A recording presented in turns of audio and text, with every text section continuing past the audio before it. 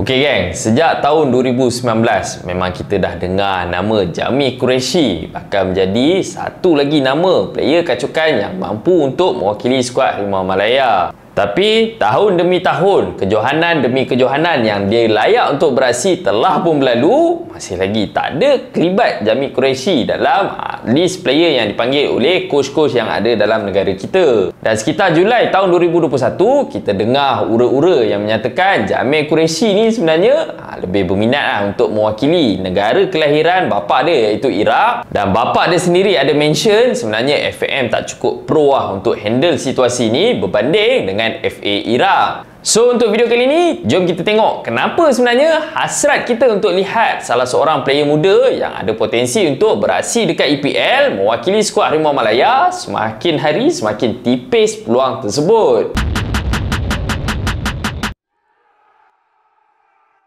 Assalamualaikum guys, welcome back to A2N Studio. Macam biasa, thank you so much dekat korang yang dah support channel ni. Mana-mana yang baru dekat A2N Studio, jangan lupa untuk terus support aku. Support channel ni kan dengan tekan butang subscribe dekat bawah. So, baru-baru ni menerusi penjelasan yang dilakukan oleh SUFM iaitu Datuk Saifuddin. Sebenarnya antara faktor yang menyebabkan peluang kita untuk lihat Jami Qureshi mewakili skuad Harimau Malaya semakin hari semakin tipis adalah disebabkan oleh demand yang dilakukan oleh pihak Jami Qureshi. Dan penjelasan ni sebenarnya hadir selepas teruk dihentam, dikecam oleh peminat-peminat. Sebab apa? Seolah-olah tak ada sebarang follow up yang dilakukan oleh FAM. Walaupun dah lama sebenarnya para netizen duk canang nama Jami Qureshi untuk mewakili Malaysia dekat peringkat bawah umur. So menurut Datuk Saifuddin, sebenarnya FAM menerusi ex setiausaha agung dia orang iaitu Stuart Ramalingam ada melakukan perbincangan dengan bapa Jami Qureshi. Dan antara faktor yang menyebabkan bapa Jami Qureshi ni seolah-olah kurang senang dengan FAM adalah FAM minta dia untuk balik ke Malaysia lengkapkan proses dokumentasi sendiri secara fizikal. So untuk faktor ni bapa dia memang tak bersetuju. Sebab apa? Jami terpaksa untuk lalui tempoh kuarantin yang terlalu lama iaitu waktu tu ditetapkan sekitar 14 hari oleh kerajaan. Sebaliknya FAM bertegas untuk Jami Qureshi hadir secara fizikal ikut peraturan yang ditetapkan oleh JPN dan juga Jabatan Immigration. Dan menjadi persoalan dekat sini adalah kenapa sebenarnya diongkus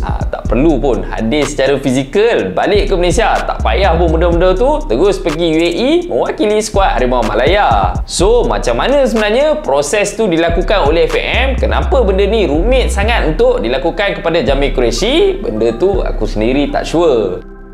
Faktor seterusnya yang membawa kepada kegagalan perbincangan antara bapa Jami Qureshi dan juga pihak FAM adalah disebabkan oleh jaminan bahawa Jami Qureshi akan mewakili Malaysia sekiranya Malaysia dan England dalam masa yang sama layak ke kejohanan World Cup bawah 20 yang akan berlangsung dekat Indonesia. So untuk faktor ni sebenarnya bapa Jami Qureshi langsung tak bagi sebarang feedback ataupun jaminan yang anak dia akan pilih Malaysia, negara yang akan diwakili sekiranya kedua-dua negara tersebut layak ke kejohanan World Cup bawah 20. Dengan Jami Qureshi yang pernah dipanggil untuk mewakili skuad bawah 15 England, benda ni memang buat FAM susah hati sekiranya dia pilih England untuk dia wakili ke kejohanan tersebut.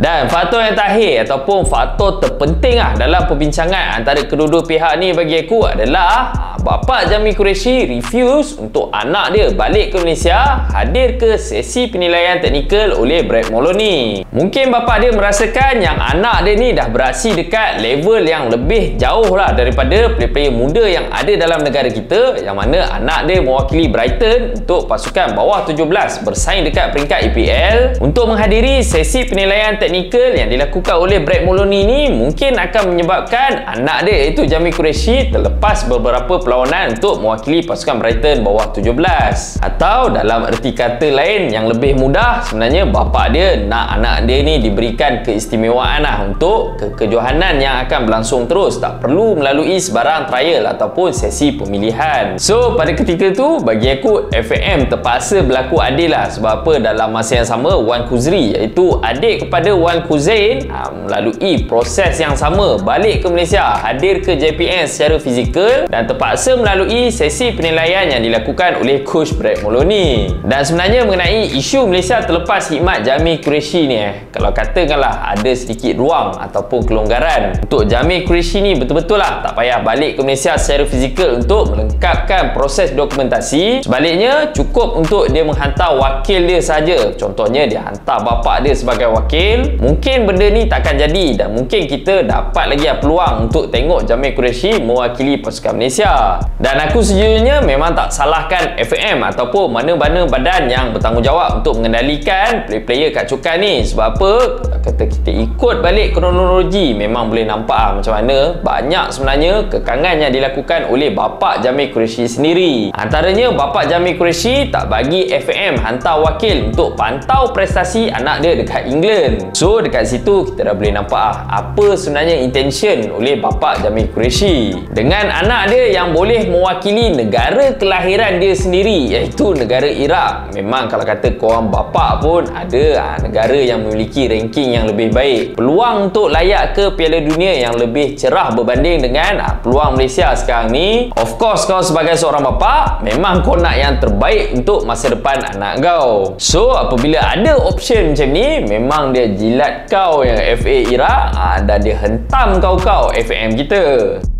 Alright guys, itu saja untuk video kali ni. Apa pula pendapat korang? Sebab apa? Jamil Qureshi ni boleh katakan player kedua selepas Isaac Aking kita terlepas apabila dia memilih untuk mewakili pasukan Puerto Rico. Dan adakah sepatutnya FAM bagi je kelonggaran, ikut je apa bapa dia nak, supaya kita boleh nampak Jamil Qureshi mewakili skuad Harimau Malaya? Korang boleh kongsikan pendapat korang dengan komen kat bawah. Mana-mana yang baru dekat A2N Studio, jangan lupa untuk terus support aku, support channel ni dengan like, share dan subscribe A2N Studio. Sekali kita jumpa lagi dalam next video. Itu saja daripada aku, geng. Assalamualaikum.